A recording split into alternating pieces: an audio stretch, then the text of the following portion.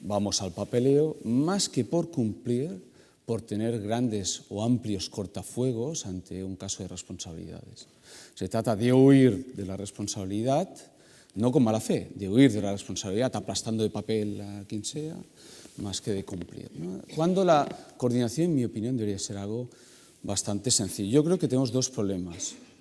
El primero, y no pasaré de aquí, el primero, un problema de formación y cultural. Y el segundo, si queréis, y ahora que está de moda, es sensibilidades, ¿no? Me explico. El primero, el cultural, y el de formación.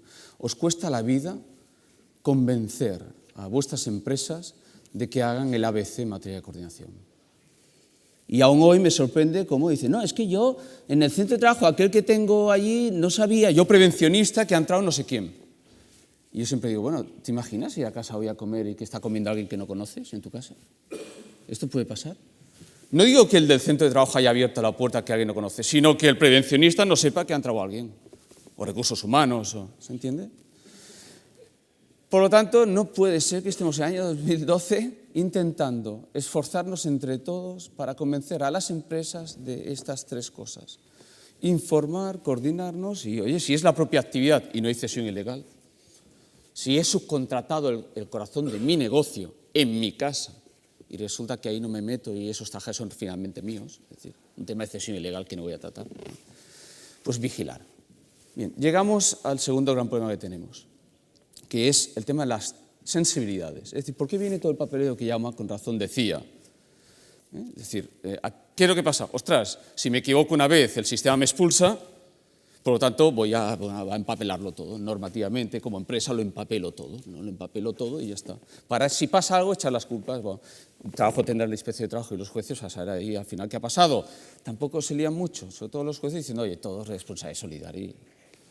En materia de coordinación hay tres conceptos fundamentales. Mi opción siempre ha sido reordenar lo que dice la norma. La norma, digamos, como se ha visto, digamos, empieza por coordinación, luego el titular, luego el principal. Oiga, no.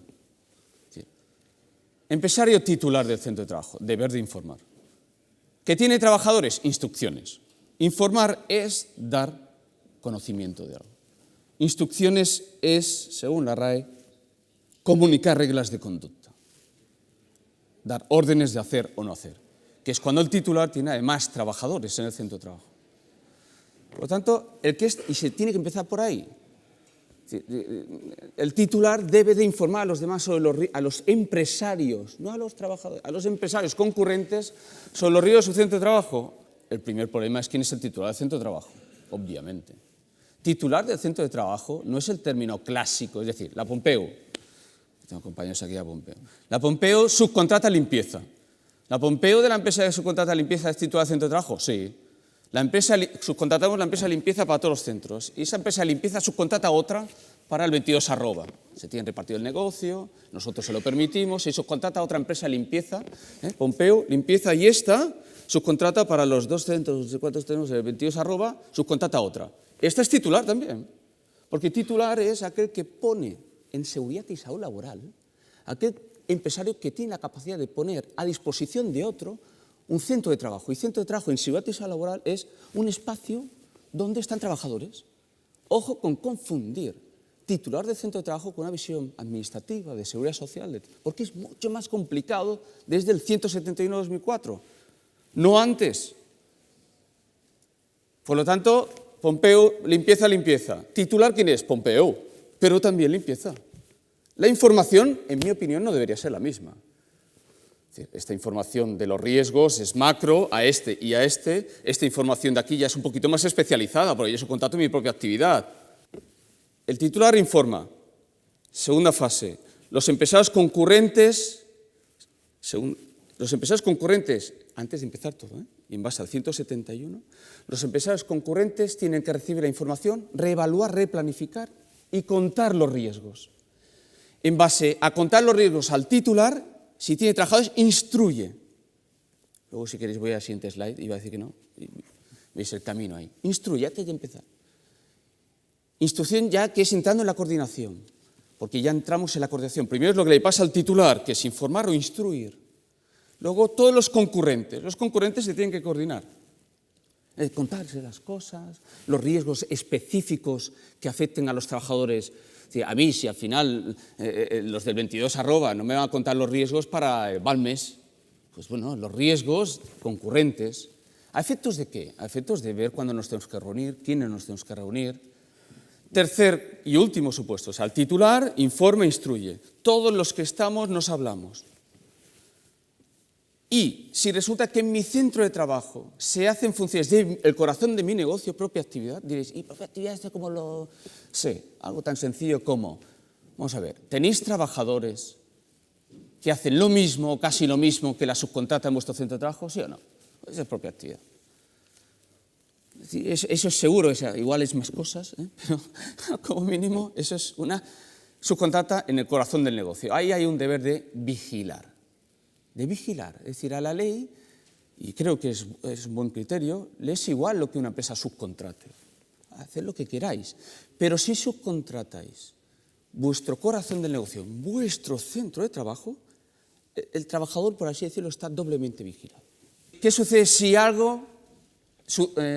un accidente de trabajo? Nosotros que hemos terminado ya un estudio sobre los conflictos judiciales en España, año 2005, año 2011, hay una tendencia marcada en el año 2011 respecto al año 2005 de uno de los temas claves en materia de responsabilidades es la coordinación, la responsabilidad por mala coordinación y el recargo de prestaciones, digamos. Es decir, detrás de muchos accidentes de trabajo se suele identificar una mala coordinación.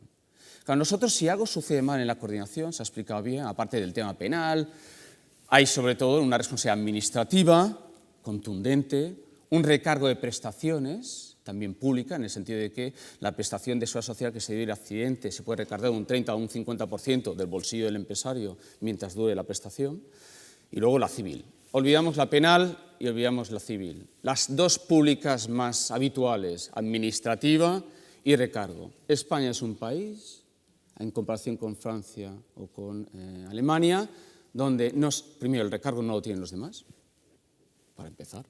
Dos, hay una gran libertad una gran discrecionalidad por parte de la Administración, técnicamente hablando, para no atender a si yo he sido un buen empresario o no, si he sido un buen padre o no. Es igual. Es decir, no es un criterio fundamental, como sí sucede en Francia y Alemania, decir, oiga, mire, primero no hay recargo. El recargo en Francia es un malus de cotización de seguridad social de verdad, en base a si la empresa está por encima o por debajo del nivel de siniestralidad del sector. Oye, si tú eres muy mala, cotizar más. Nosotros no. Es decir, el problema es que sabemos que si al final lo hemos hecho más o menos bien y nos equivocamos, técnicamente hablando, todo el mundo tendrá la mejor voluntad posible, pero técnicamente hablando hay una gran libertad por parte de la Administración para establecer más o menos sanción económica inasegurable, independientemente de lo que haya, si seamos malos empresarios o buenos. ¿Eso qué genera? Desafección. Eso pervierte todo lo anterior. Entonces, ¿qué hacemos? Gracias 171/2004 y 1627/97 para la construcción, oye, aplasto de documentación y creo, en mi opinión y en los casos que yo he conocido, ineficiencias. Ineficiencias en las grandes empresas. Evidentemente, estoy de acuerdo con Jaume que aquí el autónomo y el pequeño y mediano empresario, el autónomo que no nos interesa más que aquí. Es decir, si el autónomo está en su casita, sin entrar en la nuestra, él solito, como si se electrocuta, nos trae sin cuidado. No nos interesan los autónomos, solo cuando es foco de riesgo, entonces le aplastamos. Bien, bueno, esta es la situación donde yo creo que deberíamos volver a lo normal, al 95, ya, informe, coordine, vigile, y al final, oiga, si me he equivocado, permítame equivocarme, aunque esté por medio, evidentemente, la salud y demás, pero me tiene que usted tener en cuenta si yo he sido un buen empresario o no. ¿Qué tiene que hacer el recurso preventivo? Vigilar. ¿Qué pasa? Yo siempre hago la siguiente pregunta. ¿Quién vigila que las cosas se hacen bien en empresas no peligrosas? Si hemos creado en España un vigilante, recurso preventivo, para que las cosas se hagan bien en materia preventiva en empresas peligrosas o en actividades peligrosas, o cuando la Inspección de Trabajo dice que son peligrosas, muy importante el criterio técnico 83/2010 de la Inspección de Trabajo, muy bien escrito, se mete en terrenos como yo hoy, digamos que igual no le tocan, pero muy bien escrito y recomiendo, digamos, la lectura. Pero, ¿qué pasa? ¿Quién vigila en empresas que no son peligrosas? Como no estoy listado, no tengo recurso preventivo. ¿Y quién vigila? En otros sitios, ¿quién hace de vigilante?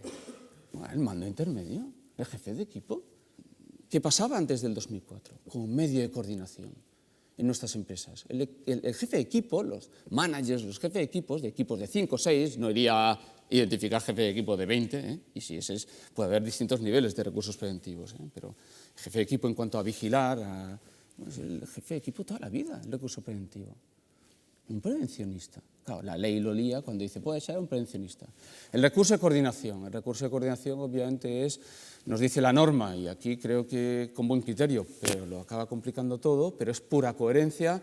Vamos a ver, cuando hay empresarios concurrentes y hay actividades que por la concurrencia son muy peligrosas, tiene que haber alguien ahí, alguien que esté coordinando, alguien que está, por así decirlo visualmente, por encima del recurso preventivo. Es decir, lo lógico es que a efectos incluso puramente administrativos, pero un poco más allá, porque hay recursos de coordinación pseudoadministrativos, receptores meramente de información y, digamos, forwateado de información a los demás, y un recurso de coordinación con las funciones que le otorga la norma, es decir, no, capacidad de corregir a los demás. Pero el recurso de coordinación es una figura, digamos, importante, digamos, seguramente de las que estamos aquí poco tratada, salvo la construcción que, digamos, por otros motivos esto está más asentado, ¿no? Pero termino diciendo, titular, informar, concurrentes, coordinarse. Si hay principal y centro de trabajo, vigilar. Yo al titular, que en su centro de trabajo tiene su contrato de colaboración de negocio, le diría, usted tiene más problemas que este. Otros problemas, cesión ilegal de trabajador, seguramente y más, pero bueno, este también lo tienes, ¿no? Yo iría a la simplicidad. Diréis, ¿simplicidad con el Real Decreto y la actuación pública en cuanto a las sanciones? Bueno, pues tendremos que caminar en base a lograr un cambio normativo y, digamos, tener más confianza en aquellos ámbitos que funcionan bien, y funcionan bien en base a los resultados de siniestralidad, si nos los creemos, evidentemente, y si no nos creemos habrá que corregirlos. Lo que no podemos es, creo, que los juristas dejamos de ser creíbles cuando regulamos generalizando una percepción de que todo es fraudulento. No nos fiamos de nadie y vamos a por todos. Ahí el jurista pierde su sentido de ser y, por lo tanto, creamos ineficiencias empresariales siempre.